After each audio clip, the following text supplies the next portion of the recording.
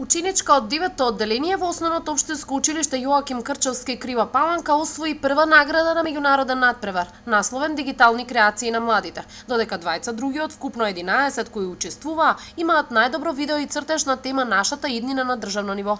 Право на учество имаа ученици кои го изучуваат францускиот јазик и се на возраст од 12 до 15 години. Учениците од Јоаким Крчевски учествуваа под менторство на нивната професорка по француски јазик Елена Николовска и беа единствени учесници од државата.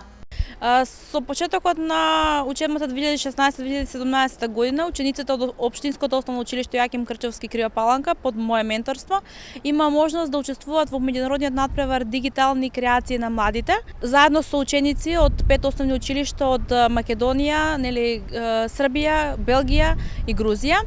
Право на учество имаа сите ученици кои го изучуваат францускиот јазик и кои се на возраст од 12 до 15 години. Учениците достојно се покажаа како вистински франкофони и постигнаа врвни резултати на овој надпревар. Од нашето училиште испративме вкупно 11 креации, 6 цртежи и 5 видеа, преку кои нашите ученици ја искажаа својата идеја, својата надеж за она што би не очекувало во иднината, што тие сакаат да променат и како тие замислуваат иднината. На моје огромно задоволство, верувам и на учениците, ја освоивме наградата за најдобар цртеж на меѓународно ниво, туку ученичката Камелија Алексовска, најдобар цртеж на државно ниво, Фросина Павловска и Јан Митовски за најдобро видео, бидејќи самите креации беа рангирани на државно и меѓународно ниво. Сите цртежи и видеа изработени во рамките на овој проект беа презентирани во Париз од страна на организаторот и беа прогласени победниците. Искрено не се надева воопшто дека ќе биде прво награден. Најпрви немав инспирација. Не знае воопшто што ќе нацртам, но како мала сакав да бидам астронаут и тоа мислам дека желба на секој дете, па така беше и моја. И тоа ме инспирираше всушност дека еден ден ќе одиме во вселената, дека еден ден можеби ќе запознаеме и некој друг свет, нешто што досега не сме го виделе, дури не сме знали дека постои. Колку францускиот јазик ти помага да се вклучиш во дополнителни активности кои што еве ти носат одредени можности во живот? Францускиот јазик ми даде многу големи можности.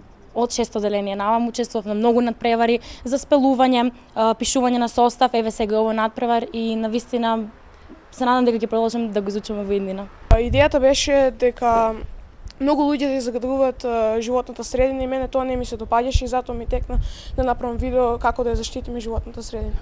Така што представи во видеото? Во видеото представив некои слики како на пример изгледа убава животна средина и како изгледа животна средина која е во неред и представив како треба ние да ја заштитиме. Јас нацртав како луѓето летат со чадори. Тоа го нацртав бидејќи мислам дека иднината сега е малку во хаос и дека тоа може да се промени со големите надежи на луѓето. Овој надпревар е подготовка за проектот Семантис 2 во кој младите кривопаланечки франкофони досега имаа можност да ги представат своите познавања на францускиот јазик и да ги усовршат. Проектот се залага за зајакнување на соработката во областа на образованието и користење нови технологии со цел да се фаворизира мобилноста на основците и да се поддржи пристапот до образование и технолошки иновации во училишен контекст, истакна Николовска. Самиот надпревар дигитални креации на младите всушност се однесува само на партнерите кои што беа во проектот Семантис 1 и ова како една најава за она што би не очекувало во проектот Семантис 2, што значи дека од нашата држава, нашето училиште Јоаким Крчевски единственото кое што учествуваше во овој надпревар.